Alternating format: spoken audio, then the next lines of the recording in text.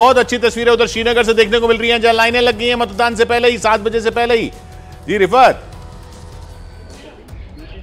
जी बिल्कुल किशोर, जिस तरीके से मैं कह रहा था कि इस बार समझा जा रहा है कि मॉडरेट टू ब्रिस्क पोलिंग होगी और आप देख सकते हैं अभी हालांकि 7 बजने में टाइम है, लेकिन अब लोग आ रहे हैं वोट देने के लिए। लंबी लंबी कतारें यहाँ पे हुई, हालांकि सुरक्षा के भी सख्त इंतजाम किए गए, लेकिन हर किसी के हाथ में अपनी वोटर स्लिप है और वो वोट देने के लिए बेताब है। आप बताएं कि क्या वोट देने के लिए आज सुबह सुबह निकले हैं? सर्दी भी है, आप किशोर देखेंगे फेरन लगा के हैं सबके, सर्दी बहुत है लेकिन उसके बावजूद भी लोग आए हैं वोट देने के लिए। हम खुश है, हम बहुत खुश है। कल से हम इंतजार कर रहे हैं ये टाइम कब आएगी, 7 कब बजेंगे, हम वोट डालेंगे, इतने खुश है हम। आप बताइए कि आप भी यहाँ पे आए हैं सुबह सुबह वोट देने के लिए? जी, हम कल से इंतजार में हैं कि कब सुबह आए हम वोट डालें। तो किशोर, आप अंदाजा लगा सकते हैं कि ये बेताब थे वोट डालने के लिए, जहां पे बहुत कम पोलिंग होती थी। 2019 में 13% वोटिंग हुई, बाईपोल जो 2017 में हुआ था 7% वोटिंग हुई, लेकिन इस बार लग रहा है कि सारे पुराने रिकॉर्ड टूट जाएंगे। ब्रिस्क पोलिंग होगी, काफी जगहों पे मॉडरेट पोलिंग होगी। तो ये लोग हैं अब आ रहे हैं, और सुरक्षा की जहां तक बात है, सुरक्षा के भी सख्त इंतजाम किए गए हैं, चाहे वो जम्मू कश्मीर पुलिस हो, SSB हो, और दूसरी तरफ से वहां पे भी पोलिंग बूथ दूसरा है और वहां पे भी आप देख सकते हैं। और रिफत, हम ये भी देख पा रहे हैं कि बड़ी संख्या में यूथ आया है वोट करने के लिए।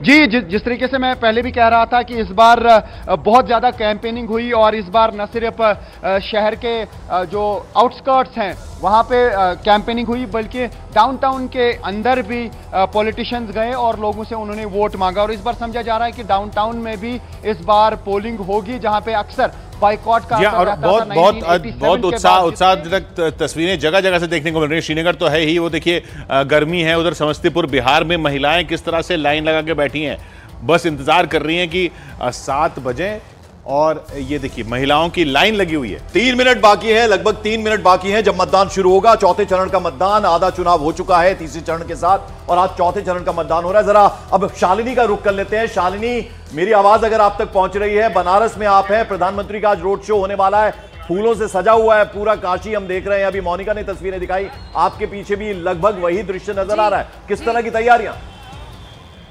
बिल्कुल, आज काशी में उत्सव है, जलसा है। तैयारी की तस्वीर जब आप देखेंगे तो वही झलक आपको दिखाई भी देगी। गदौलिया चौक पर अभी इस वक्त मैं मौजूद हूँ। सबसे खास ये रास्ता इसलिए क्योंकि है तो बहुत पतला सा, संकरा। तस्वीरें नसीब आपको दिखा रहे हैं, वो आप देखते चलिए। मैं आपको बता दूं, इस चौक से एक रास्ता जाता है काशी विश्वनाथ मंदिर की तरफ, दूसरा रास्ता जाता है दशाश्वमेध घाट की तरफ, और प्रधानमंत्री का जो काफिला है वो इसी रास्ते से आगे बढ़ेगा। ये इतनी संकरी गलियां होती हैं कि रोज के दिनों में तो इस जगह पर आपको वन वे ट्रैफिक ही मिलता है। अच्छा, आप देखिए पूरा चौक भगवा रंग के गुब्बारों से इस वक्त आपको सजा हुआ दिखाई देगा। फूलों का इस्तेमाल भी गेंदे का किया गया है ताकि वो भगवा वाली झलक दिखाई दे। बड़े बड़े कटआउट प्रधानमंत्री नरेंद्र मोदी के लगाए गए हैं, और थोड़ी देर के बाद ये रास्ता साफ हो जाएगा। लगभग 8 बजे तक बताया जा रहा है। ये जो आपको यहाँ पर रिक्शा ऑटो दिखाई दे रहा है ना, ये भी बंद हो जाएगा। अच्छा, बहुत खास बात, अभी जिस जगह पर मैं मौजूद हूँ आप ये देख लीजिए, ये मंच है, हम सड़क से थोड़ा ऊपर है, और ये देखिए श्री अन्नपूर्णा मंदिर, काशी विश्वनाथ मंदिर के ठीक बगल में माँ अन्नपूर्णा का मंदिर है। और ये मंच जो आप देख रहे हैं, यहाँ पर अन्नपूर्णा मंदिर के जो प्रमुख आचार्य हैं वो रहेंगे, 100 बटुक रहेंगे, और वो प्रधानमंत्री नरेंद्र मोदी जब इस रास्ते से आएंगे तो यहाँ पर मंत्रोच्चार करेंगे। और बिल्कुल काशी विश्वनाथ मंदिर के बगल में अन्नपूर्णा मंदिर है, उसके आचार्य के सानिध्य में जब बटुक एक साथ 100 बटुक एक साथ यहाँ पर मंत्रोच्चार करेंगे। वो नसीब दिखाइए, आस्था से नहीं होगा खिलवाड़। ये कटआउट जो लगाया गया है प्रधानमंत्री नरेंद्र मोदी का, साफ साफ लिखा हुआ है, मतलब काशी में अगर प्रधानमंत्री आ रहे हैं, आस्था की बात ना हो, चारों तरफ भगवा रंग ना हो, तो फिर वो जो काशी है उसकी झलक भी शायद दिखाई नहीं देती है। और ये वो रास्ता है जो काशी एक बार भी आया होगा तो यहाँ से जरूर गया होगा गंगा आरती के लिए दशाश्वमेध घाट की तरफ भी यही रास्ता जाता हुआ दिखाई देता है। ये देखिए, ये लोग बता रहे हैं, क्योंकि मैं अंदर सड़क से अंदर मंच पर हूँ, ये लोग बता रहे हैं कि रात भर यहीं पर खड़े थे, मौजूद थे, और एक एक चीजें अच्छा, मैं जाने की कोशिश करती हूँ, बात करने की कोशिश करती हूँ, और पूछती हूँ भैया, प्रधानमंत्री के लिए पूरी तैयारी हो गई है?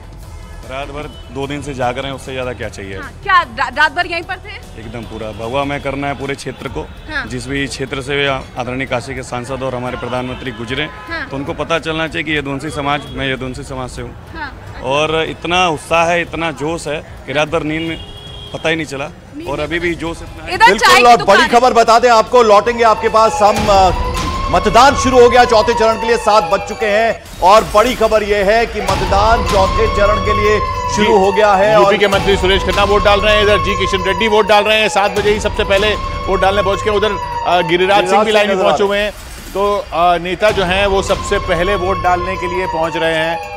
बिल्कुल। और जनता की जब आप नुमाइंदगी करते हो तो अगर सबसे पहले वोट देने आते हो तो एक तरह से प्रेरित करते हो, और वही नेता कर भी रहे, जी किशन रेड्डी और साथ ही साथ अभी हमने गिरिराज सिंह की भी तस्वीरें दिखाई। जरा पश्चिम बंगाल का रुख करते हैं। आज आशिका जो 8 सीटें हैं उनमें तीनों ही दलों की अगर हम बात करें, कांग्रेस की बात करें, बीजेपी की बात करें, तृणमूल कांग्रेस की बात करें, सबके लिए साख बचाने की लड़ाई है। आप अधीर रंजन चौधरी के घर में इस वक्त मौजूद हैं, क्या तैयारियां चल रही हैं आशिका?